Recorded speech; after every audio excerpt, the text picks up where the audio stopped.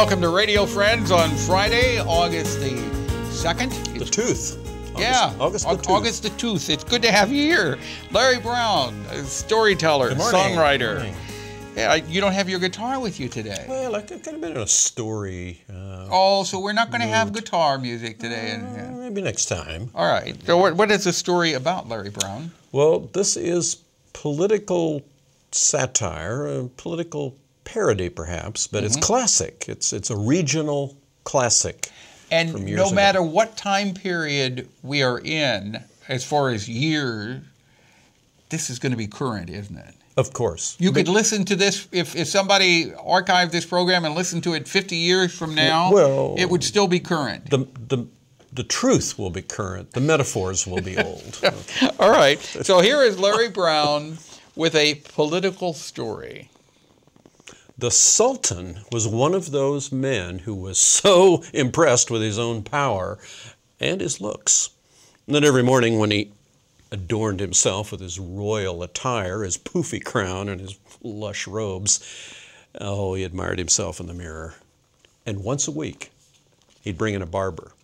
He wanted to look his best, get that beard trimmed, get that hair just right. One morning, the barber came in, and the Sultan removed his poofy crown, and the barber started to work, combing, snip, snip, snip, combing, snip, snip, snip, and began to chuckle and laugh, because right there, growing out of the top of the Sultan's head were two horns, much like goat's horns. The Sultan, of course, was disturbed about that phenomena, and he grabbed the mirror and looked and realized what was going on, and he said to the barber, "You saw those horns. No one can see those horns. I'll be an embarrassment to all of my peers. Why, I'll have no control over my own realm." And he dismissed that barber to the dungeon and said, "I'll take care of you later." Well, you know, a week went by and he needed to have his hair done again, so he called in another barber. That barber removed the poofy crown, started to comb and sniff, and began to snicker because there were those horns growing out the top of the Sultan's head. Well, immediately that barber was dismissed to the dungeon to be dealt with later. Well, this went on week after week after week until there was no other barber left in the Sultanate except for one poor, lowly barber named Nasruddin. Well, when Nasruddin was summoned to go to the Sultan, his wife was really impressed. Nasruddin was a bit nervous, but he went into the royal chamber, and there the Sultan removed his poofy crown, and Nasruddin began to comb and snip, comb and snip, comb and snip, comb and snip. Finally, the Sultan said, "Nasruddin, did you see anything peculiar?" Nasruddin said, "No, nothing at all." Went on. The king got his mirror and looked and said, "Nasruddin, you did not see the horns growing out the top of my head?" "No, didn't notice." The Sultan said, "I know you saw my horns, but because you didn't say a word, I'm going to let you live. In fact, I may have you back to cut my hair again, but you must never tell another person what you saw." Nasruddin was dismissed. He went on home to his wife, who was anxious to hear about what happened, and he almost started to tell her, but then he realized if he opened his mouth and began to talk, he would reveal the Sultan had horns, so he just shut his mouth. Well, she prepared a meal for him, and he sat down to eat, but as he was about to eat, he realized if he opened his mouth to eat or drink, he was liable to blurt out that the Sultan has horns, so he chose not to eat or drink.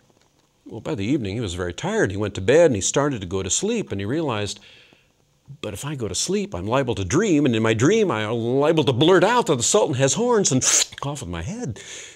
So he didn't sleep.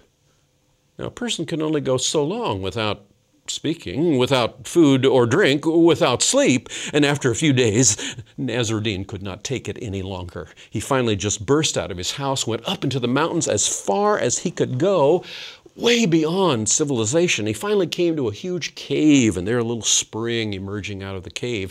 And he looked around, no one was there, and he shouted out into the cave, "The Sultan has horns!" Oh, did that feel good to finally get it released. Oh, he made his way happily back to town, thinking, now I can eat and drink and sleep. Things will be normal. Little did he know that right after he left the cave, a shepherd boy had come to the cave, there bringing his sheep and goats, and there watering his flock. He had pulled a reed from the spring and fashioned a little flute.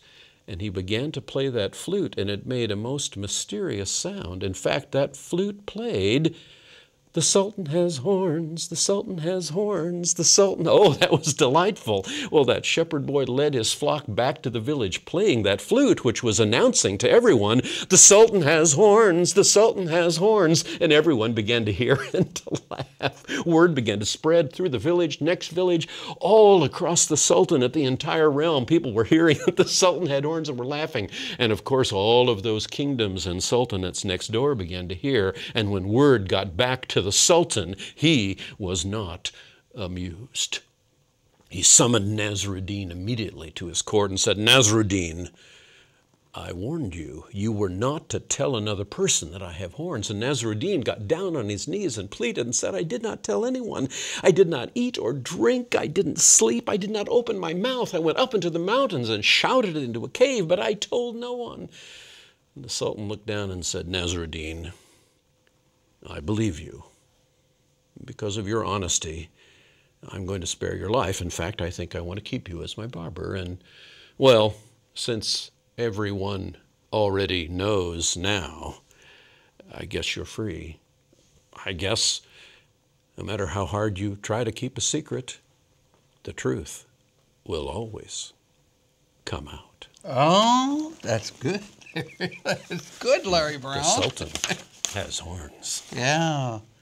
I couldn't figure out where that story was going, but I liked the end of it. The truth will always come out.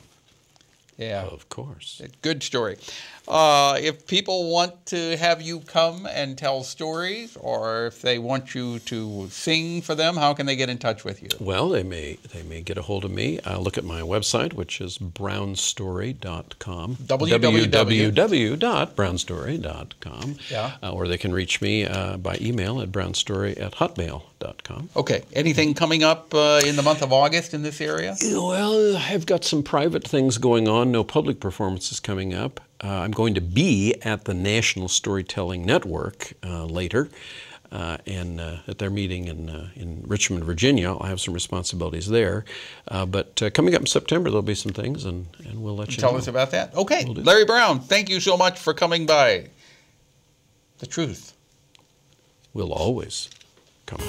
Shall set you free also. We're out of time for today. Monday, Vera Massey will be with us. Our program directed by Travis McMillan of the Reynolds Journalism Institute. Audio is Pat Akers from KBIA. Our floor director is Rich Polzine. And our assistant producer and guest coordinator, Uncle James Mauser. If there's something you would like to hear, I would love to hear from you. Drop me an email, pepperp@missouri.edu, and you can watch this or listen to this program at kbia.org.